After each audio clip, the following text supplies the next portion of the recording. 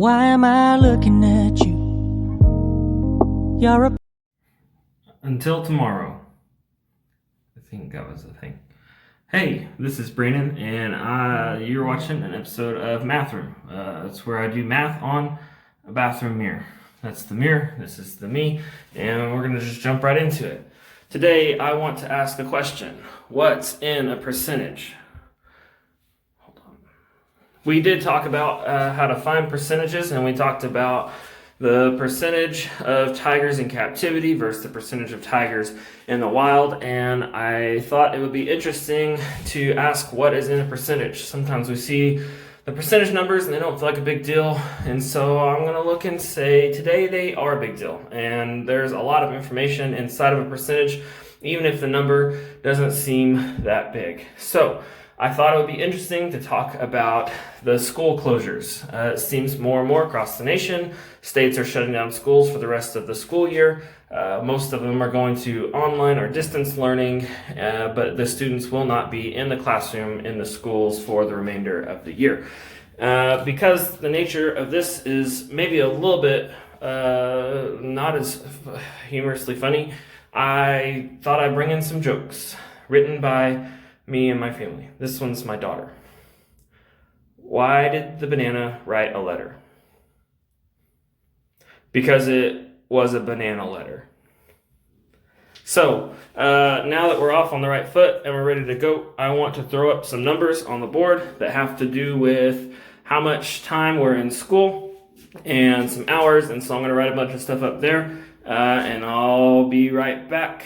So I'm going to do super speed real quick.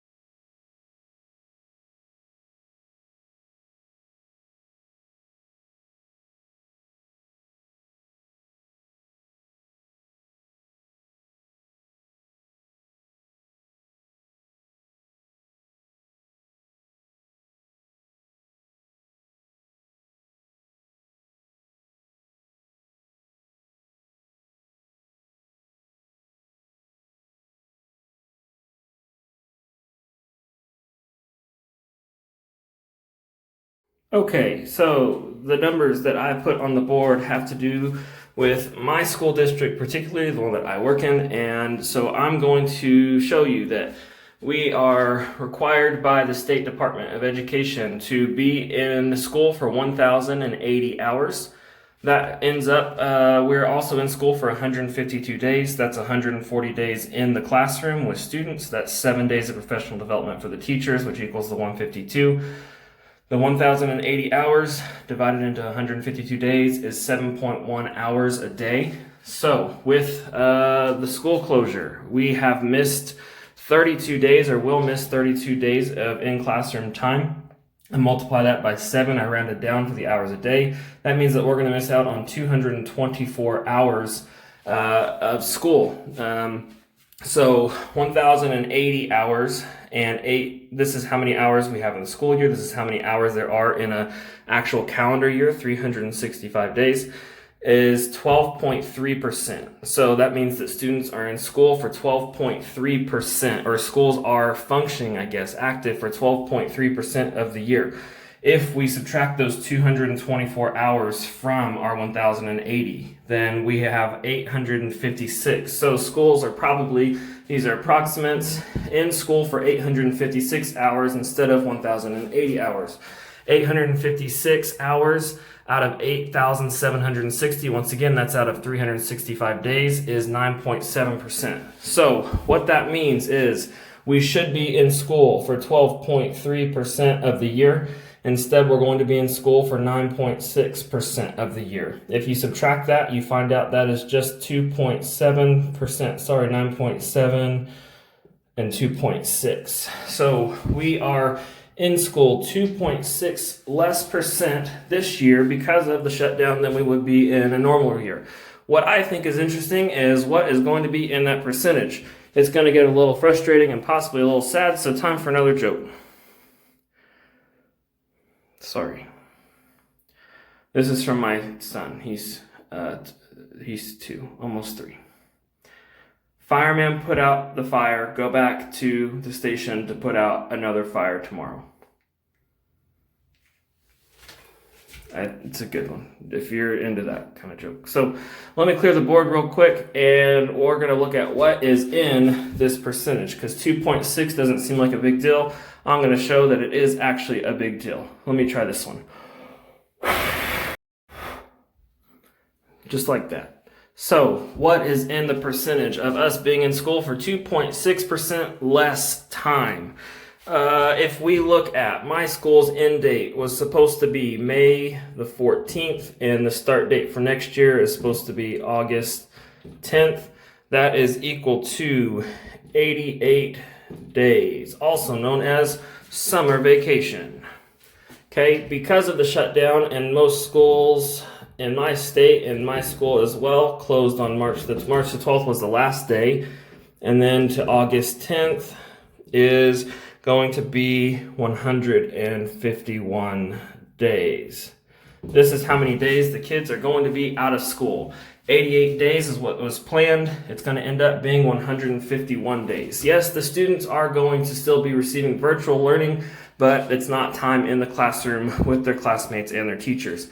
That is a difference of 63 days. That's 63 days of missed classroom time. Why is this significant? Why is 151 days out of school significant?